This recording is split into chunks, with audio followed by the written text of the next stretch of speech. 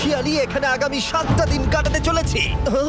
বাবারে, এটা আমার জীবনে করা সবথেকে ভয়ঙ্কর জিনিস। প্রথমত আমাদের এখন এখান থেকে অনেকটা দূরে যেতে হবে। কেন? যদি ঝড় বৃষ্টি হয় তাহলে এই পুরো জায়গাটা জলে ভরে যেতে পারে আর সমুদ্রের মতো ঢেউ এসে সবাইকে ভাসিয়ে নিয়ে যেতে পারে। সেই জন্য আমাদের আরো ভিতরে যেতে হবে একটা বেস ক্যাম্প বানানোর জন্য। ভাই এটা পুরো পাগলাম। এটা একটা অন্য জগৎ মনে হচ্ছে। এই কেভ এন্ট্রান্সটা হয়তো দেখতে সুন্দর, কিন্তু দেখে যা মনে হচ্ছে আসলে তা নয়। আর আমরা হয়তো জানি না যে আগামী 7টা দিন আমাদের জীবনের সব থেকে কঠিন সময় হতে চলেছে। সব থেকে বাজে ডিসিশন। ঠিক আছে, আর কিছুক্ষণের মধ্যেই অন্ধকার হতে চলেছে। ক্যাম্প না করলে আমরা বিপদে পড়বো। আমরা কোথায় যাচ্ছি সেটা কি বলবে? আমাদের ক্যাম্প সেটআপের জন্য একটা ফ্ল্যাট গ্রাউন্ড খুঁজতেই হবে। কেভের ভেতরে ঢোকার পরে আমরা এমন একটা জায়গা খুঁজে পেলাম যেটা অনেকটা উঁচুতে থাকায় আমরা জল থেকে সুরক্ষিত থাকতে পারবো। তার মানে এটা ক্যাম্পের জন্য পারফেক্ট। পারফেক্টটা একটু বেশি হয়ে গেল। মোটামুটি বলা যেতে পারে। ঠিক আছে, ক্যাম্পের জন্য মোটামুটি। প্রথম দিনের বাকিটা আমরা কাটিয়ে দিলাম আমাদের জিনিসপত্র আনতে। প্রত্যেকটা ব্যাগের ওজন প্রায় 80 পাউন্ডস। আর যেমনটা তোমরা ফুটেজে দেখছো, আমরা এটা করতে 4 ঘন্টা লাগিয়ে দিলাম। এখান থেকে যাওয়া খুব কঠিন। তারপরে আমরা সবাই বেস ক্যাম্পে ফিরে গেলাম। ঠিক আছে, আমরা এখানে লাইট লাগিয়ে দিলাম। আমাদের সব জিনিসপত্র হোম বেসে চলে এসেছে। একটু ক্যামেরাটা ওদিকে দেখাবে? ওদিকটা কিন্তু ভয়ানক অন্ধকার আর সবসময় এরকমই থাকবে। তাই আমরা ক্যাম্পিং গ্রাউন্ডের জন্য খুব বেশি কিছু করতে পারলাম না। কটা ফুটো করে দড়ি টাঙিয়ে দিলাম। এটা ধরো আর ওঠো দেখি।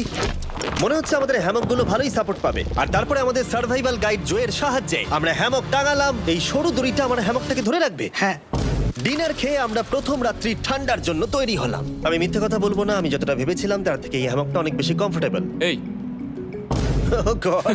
আমি তো আমার চমকেই হাতটা তো গেছিলাম। বড় কেন ভাই? এই কেভটা 2.5 কিলোমিটার ডিপ আর আমরা এখন এন্ট্রান্সের কাছেই ক্যাম্পিং করছি। কাল আমরা অনেক কিছু এক্সপ্লোর করব। তোমরা কেমন ঘুমালে? ভয়ঙ্কর। ঘুমই হয়নি। এটা সত্যিই একটা অস্বস্তিকর পরিবেশ। কেভের উপর থেকে অনবরত আমাদের উপরে জল পড়েই যাচ্ছিল, তাই উপরে একটা প্লাস্টিক চাপালাম, কিন্তু তাও আমাদের হ্যামকের উপরে জল পড়েই যাচ্ছিল। একটা আইডিয়া আছে, চলো শেল্টারগুলোকে ভালোভাবে তৈরি করি। আমার মনে হয় এই প্লাস্টিকগুলোকে জুড়ে দিলে আর জল পড়বে না। বাহ, তুমি তো জিনিয়াস। আমি শুধু একজন ইউটিউবারই নয়, ঠিক আছে? আমার হ্যামকটা এটার উপরে ঝুলছিল। মানে দেখো, আমি আরেকটু হলে হ্যামক থেকে নেমে পড়ে যেতাম। আর আমরা সেই সময় এটা বুঝতেই পারিনি যে এই গর্তটা প্রায় 40 ফুট গভীর। তাই যখন আমি আর শন প্লাস্টিকগুলোকে জুড়ছিলাম, তখন ম্যাক আর কার্ল এই গর্তটা কতটা ভয়ঙ্কর সেটা দেখতে গেল। আমার হ্যামকটা দেখতে পাচ্ছো? ওখানে আমি ঘুমোচ্ছিলাম। এদিকটা দেখো। আর যেহেতু এই কেভে সব একই রকম দেখতে, তাই আমাদেরকে ফলো করা অনেকটাই কঠিন ছিল। এই ম্যাপে তোমরা আমাদের হোম বেস দেখতে পারবে আর দেখতে পারবে ওরা ওখান থেকে কত দূর হ্যাঁ, যাচ্ছে। এটা তো খুবই ভয়ঙ্কর। ভাই এটা পাগলামো। আর যখন ছেলেরা র্যান্ডমলি এক্সপ্লোর করছিল, তখন আমি আর শন ক্যাম্পে কাজ করছিলাম। এই স্লিপিং ব্যাগটা এখানে কেন পড়ে? কারণ এটার থেকে পিয়ের গন্ধ বেরোচ্ছে। ইয়া, এটার থেকে শেখা উচিত স্লিপিং ব্যাগ ভাড়া নিতে নেই। আমরা স্লিপিং ব্যাগ কেন ভাড়া আমি- নিয়েছি? কেন আমি আমরা জানি না। স্লিপিং ব্যাগগুলো কিনে আনতে পারলাম না? আর তারপরে আমরা এই দুটো প্লাস্টিককে জিপ টাই দিয়ে জুড়ে দিলাম। কিছু মনে করো না, এই দড়িটার উপরে আমার জীবন বাজি আছে। আর তখন ওইদিকে ম্যাক আর কার্ল তখন ওই গর্তের মধ্যে। ও মাই গড, ম্যাক!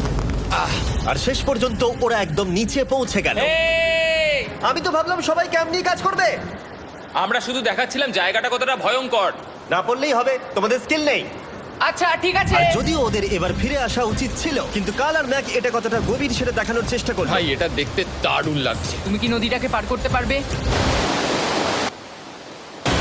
কিন্তু ওরা এটা জানে না যে এই রিভারটা এই কেভের গোটাটাই জুড়ে আছে। তার মানে এর মধ্যেও আমাদের কিছুটা সময় কাটাতে হতেই পারে। ওই তো ওরা এসে গেছে। এসো। তোমরা রান্না করে রেখেছো তো? হ্যাঁ, রান্না করেছি। ঠিক বলেছ। একটা নতুন বাড়ি, ঠিক বলেছি তো? একদম। এখন আমাদের একটা ছাদ আছে। আর এটা তো দারুণ। জিমি রান্না বেশ ভালোই আর করেছে। আমরা আমাদের ফায়ার পিটটাকে এই সুন্দর জায়গাটাতে নিয়ে এসেছি। জায়গাটা কেমন? বেশ গরম। আরামদায়ক। এই পাথরগুলো গরমটাকে ধরে রাখবে এবং ওপর থেকে যে পি পড়ছে সেগুলোকে আটকে দেবে। ওটা পি নয়। তাহলে ওটাকে কি বলবো? যদি জানি না, হয়তো বৃষ্টির জল হবে বা না, এটা বৃষ্টি নয়, না, পাথর মানে ইয়ে তুমি- করছে। এই একটু উপরে দেখাও। তুমি মেঘ দেখতে পাচ্ছো? পাথর দেখা যাচ্ছে। এটা বৃষ্টি নয়, রক পি। Rock P. ঠিক আছে, রক পি। ঠিক আছে, এটা রক পি। আর একটা শুকনো রাত ঘুমিয়ে কাটাবার পরে আমরা ঠিক করলাম জো আমাদের সার্ভাইভাল এক্সপার্ট, তাকে নিয়ে আমরা কেভের শেষ প্রান্ত অব্দি যাব। Cave, cave! Cave, cave! Cave, cave. Cave! দেখা যাক আমরা কেভের কতটা গভীরে যেতে পারি। তোমরা কিন্তু মনে রাখবে আমরা সবেমাত্র কেভের এন্ট্রান্সের দিকেই আছি, আর আমাদের ইচ্ছা এই কেভের শেষ প্রান্ত অব্দি যাওয়া, অবশ্যই না মরে গিয়ে। ও মাই গড, এটা তো খুবই স্টিফ। আরে এটা তো সবে শুরু। আমরা কেভের আরো গভীরে এসেছি। তোমরা সবাই সাবধানে আসবে। এটা খুবই ছোট জায়গা, আমার মনে হয় না এখান থেকে আমি যেতে পারবো। কেভ এক্সপ্লোরের ইন্টারেস্টিং জিনিসটা হলো, যা হোক করে আমাদের এই ছোট্ট ফাঁকগুলোর মধ্য দিয়ে এগিয়ে যেতে হবে। ও মাই গড, খুব ছোট জায়গা। আর তারপরেই খুব বড় একটা জায়গা আসবে, সেটা এতটাই বড় যে কিছু না দেখতে পাওয়ার জন্য এটা করতে হলো। ও মাই গড! এবার আমি সব দেখতে পাচ্ছি। এটা দুর্দান্ত। এটার তো অনেক আলো। ভাই জায়গাটা কতটা সুন্দর দেখো। বাপরে কি আলো, আমি তো তাকাতেই পারছি না। আমি তো অন্ধ হয়ে যাব মনে হচ্ছে। এ বাবা, এটা কি হলো? আমরা বোধহয় ঠিক মতো এটাকে ব্যবহার করতে জানতামই না। চলো এগিয়ে যাই। আর তাই আমরা এগোতে থাকলাম। এই যে এই জায়গাগুলো এগুলো খুব ভালো ধরার এখানে? জায়গা। এগুলো ধরে এখান থেকে পা ঘুরিয়ে চলে আসতে পারবে। এইভাবে কি? একদম পারফেক্ট। জো সব থেকে ভালো কেভ গাইড। এভাবে কেউ গাইড করতে পারবে না। ঠিক আছে, এইবার ব্যাপারটা ইন্টারেস্টিং হবে। কি? এটা কি? এখান থেকে আমাদের ওয়েট শুট পরে সাঁতার কেটে যেতে হবে।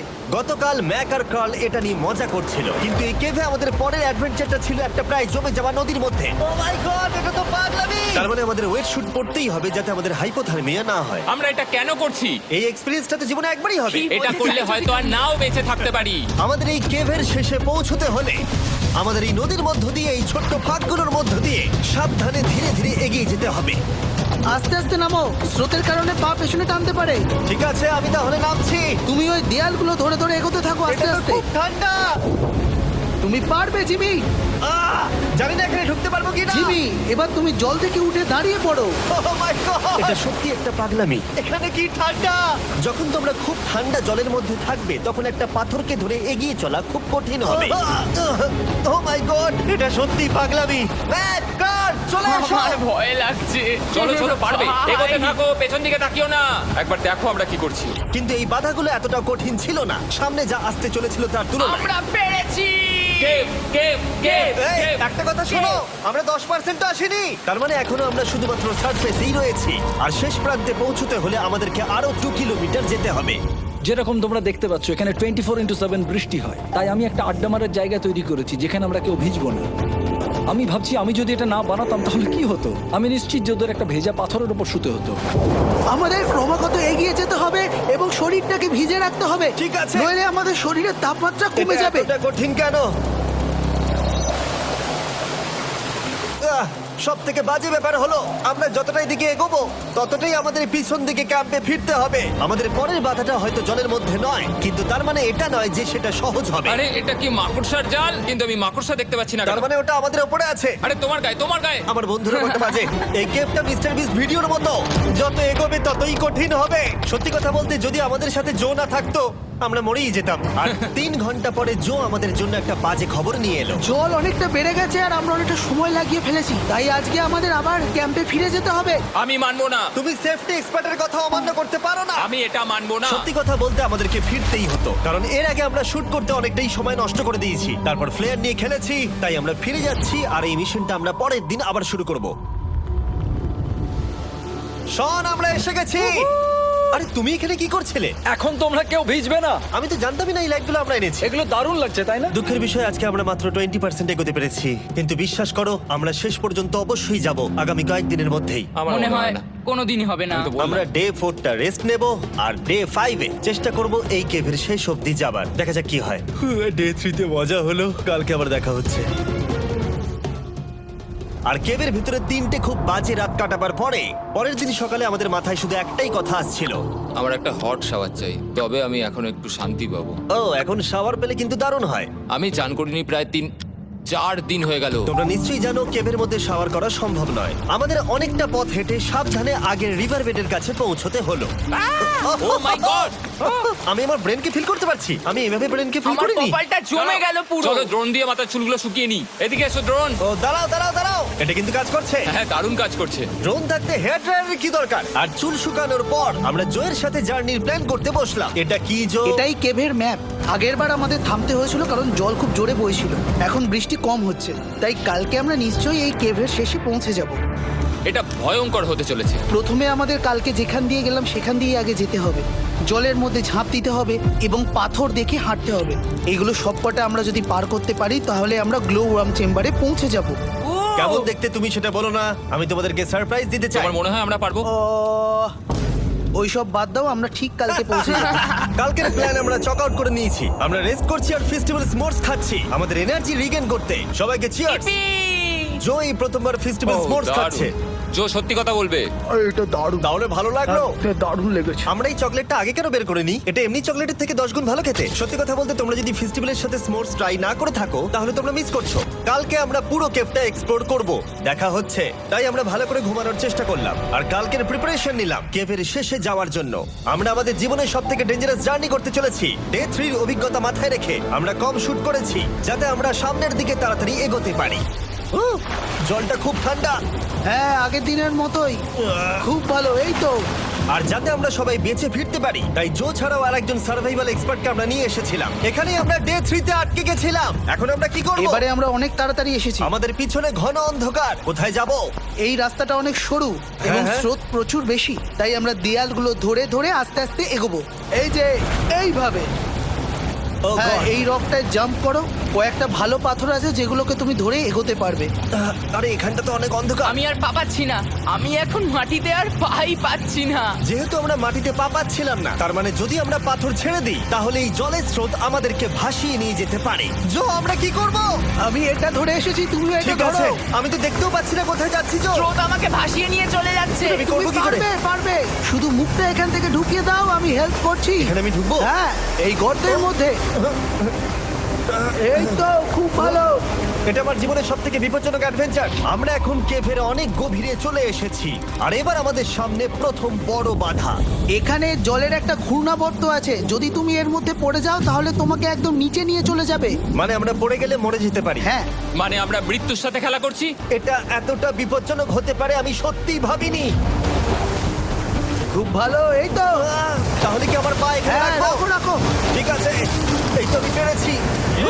এটা আমার ভাবনার থেকেও বেশি কঠিন ছিল। এই নদীটা কতটা শক্তিশালী এই গোটা কেভটাকে তৈরি করেছে। কিন্তু মজার ব্যাপার হলো আমরা পাথরের মতো শক্তিশালী নই। আমি শুধুমাত্র মানুষের মতোই শক্তিশালী। সৌভাগ্যবশত কাল এই অ্যাডভেঞ্চারে লিড করেনি, তার বদলে আমরা একজন অ্যাভেঞ্জার জোকে পেয়েছি। ও কতটা এক্সপার্ট তার প্রমাণ হিসেবে বলতে পারি। সে লিটারালি কতটা ওপর থেকে আমাদেরকে নদীতে ঝাঁপ দিয়ে দেখালো। ও মাই গড, এটা পাগলামি। কে বললো এটা পাগলামি? এটা তো আমার কাছে খুবই সহজ। আমি এটা করব। তুমি কোনোভাবেই এটা করতে পারবে না। আরে কি বলছোটা কি তুমি? আমি এক্ষুনি করতে চাই। চলো যাচ্ছি জো। God speed back. যিনি আমার সাথে যা যা করেছে তার কাছে এটা তো কিছুই নয়। 3, 2, 1।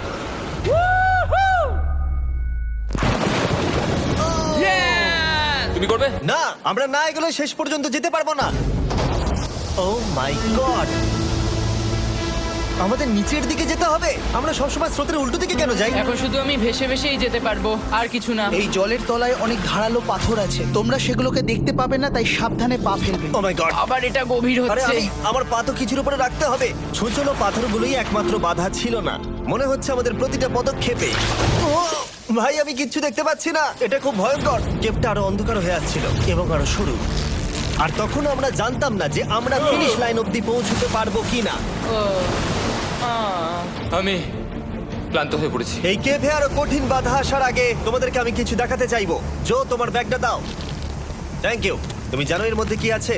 না, জানি না কি আছে। Brand new mister beast lab swamp. সত্যি কথা বলছি, গত 5 ঘন্টা ধরে যেহেতু আমি অনেক পরিশ্রম করেছি, তাই কোনো মতেই এখন এটা আমি বলার মতো অবস্থায় নেই। তাই এটা শুট করার 1 মাস পরে আমি পুরো কেপ সেটটা তৈরি করলাম ফিউচার জিমি নেম ট্যাগ দিয়ে। তারপরে বললাম, হেই, আমি ফিউচার জিমি, আর আমি এখন তোমাদেরকে বলবো brand new toy line of mister beast lab swamp সম্পর্কে। এটা একটা কালেক্টিবল টয় লাইন, আর এখানে 119টা ইউনিক ডিজাইন ক্যারেক্টারও আছে যা তোমরা কালেক্ট করতে পারো। আর সবথেকে দারুণ ব্যাপারটা হলো, কোন ক্যারেক্টারটা তুমি পেয়েছো সেটা জানতে হলে এই টিউবে ওয়াটার দিয়ে নাড়াতে হবে আর তোমার সোয়ামস তোমার সামনে চলে আসবে। আর আমি এটা ডেমনস্ট্রেট করতে এই বিশাল বড় টিউবটাকে বানিয়েছি। এই টিউবটাকে জল দিয়ে ভরে দাও। তোমাদের এত জলের দরকার নেই, এটা অনেক বড় বলে এত লাগছে। ঠিক আছে, এটা এখন জলে ভর্তি হয়ে গেছে। এবার এটাকে একটু নাড়াতে হবে। এটা কি আর নাড়াতে হ্যাঁ হবে? হ্যাঁ, অনেক নাড়ানো হয়ে গেছে। এবার জল ঢালো এখানে। জো ঢালছে। আর জল ঢালার পরে তোমরা দেখতে পাবে তোমরা কোন সোয়ামটা পেয়েছো। এটা সব থেকে রেয়ার হাইপোক্রোম, যেটা মাত্র 1000টা বানানো হয়েছে। জো, এটা তোমার। থ্যাংক ইউ সো এটা চাই। আর এটা তোমার। কাল কি নেবে? আমার কাছে দুটোই ছিল। আর আমরা শুধু সোয়ামেই থেমে নেই, আমরা এই অ্যাকশন ফিগার প্যান্থার গুলো বানিয়েছি যেগুলো এই ব্রিফকেসে আছে। আর এই সোয়ার্মের মতো এই মিউটেটর যখন তোমরা কিনবে দেখতে পাবে এর ভেতরে কি আছে। কোথায় কিনবো? ভালো হয়েছে জিজ্ঞাসা করলে। মিস্টার বিস্ট ল্যাব টয়েস এখন তোমরা পৃথিবীর সব জায়গায় পেয়ে যাবে। এগুলো সব বেরিয়ে গেছে, তোমরা গিয়ে কিনে নাও। আর কেবের মধ্যে অনেক সমস্যা পেরোনোর পরে আমরা ফাইনালি পৌঁছে গেলাম গ্লো ওয়ার্ম চেম্বারে। ভাই এবার খুব ভালো লাগছে। ঠিক আছে টিম, তোমাদের গ্লো ওয়ার্ম চেম্বারে স্বাগত। এ তো দারুণ। এটা দারুণ লাগছে। ভাই এটা পৃথিবী মনে হচ্ছে না এখানে একদমই। যে আলো তোমরা দেখতে পাচ্ছ সেগুলো আসলে ছোট্ট ছোট্ট বায়োলুমিনেসেন্ট গ্লো ওয়ার্ম তৈরি করেছে। এটা দেখতে অনেকটা মিল্কি ওয়ে গ্যালাক্সির মতো লাগছে। ওয়াও! আর এই মুহূর্তটা, এই ভিউ, সত্যি বলতে এই ট্রেকের সমস্ত ক্লান্তি যেন দূর করে দিল। এখান অবধি পৌঁছানো যেন সত্যি একটা অ্যাচিভমেন্ট ছিল। কিন্তু এখন আমাদের যাত্রা শেষ হয়নি, কারণ আমাদের এখান থেকে এখন বেস ক্যাম্পে ফিরতে হবে। আজকে ডে 6 হতে চলেছে, এখনো ওরা আসেনি আর আমি খুব ক্লান্ত। আমার মনে হয় না আমি ভালো করে ঘুমোতে পারবো। ওদের জন্য খুব চিন্তা হচ্ছে। এই ট্রিপটা অনেকটাই সহজ ছিল কারণ আমরা স্রোতের সাথে ভেসে ভেসে যাচ্ছিলাম। আর যেহেতু তোমরা এই ট্রিপটা দেখেছো তাই আমরা এটাকে স্কিপ করলাম। কিন্তু সত্যি বলতে এই জার্নিটাও অনেকটা বেশি সময় নিল, কারণ আমরা ক্যাম্পে পৌঁছানোর আগেই 6 নম্বর দিন চলে এলো। শন, সবাই ঠিক আছো তো? আমার খুব চিন্তা হচ্ছিল। Happy day 6। ডে 6 খুব ভালো। এনার্জি বাড়াতে আমরা আগুনের উত্তাপ নিলাম এবং ফাইনালি আমরা কিছু খেতে পেলাম। এটা খুবই অ্যাডভেঞ্চারাস ডে ছিল। কালকে দেখা হচ্ছে, মানে আজকেই হয়তো। এটা হয় ডে কোনোদিন 6 হবে না। নাকি আজকে, না আমি জানি না। এত বড় ট্রেক সম্পূর্ণ করার পরে শারীরিকভাবে চূড়ান্ত ক্লান্ত হওয়া সত্ত্বেও জানি না কেন কিন্তু আমি একদমই ঘুমাতে পারছিলাম না।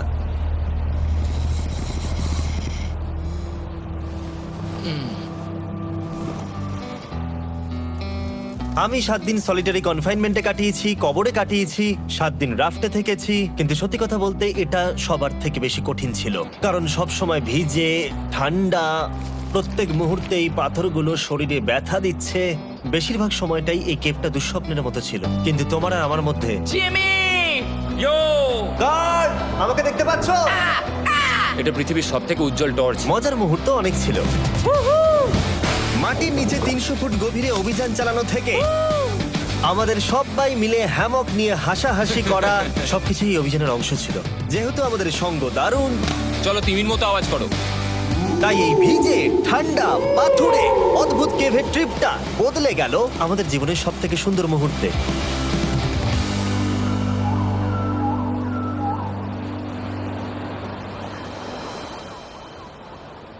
আমরা এখান থেকে যাব না যতক্ষণ না সবকিছু তোলা হচ্ছে। আর আমি সবকিছু বলেছি মানে সবকিছুই।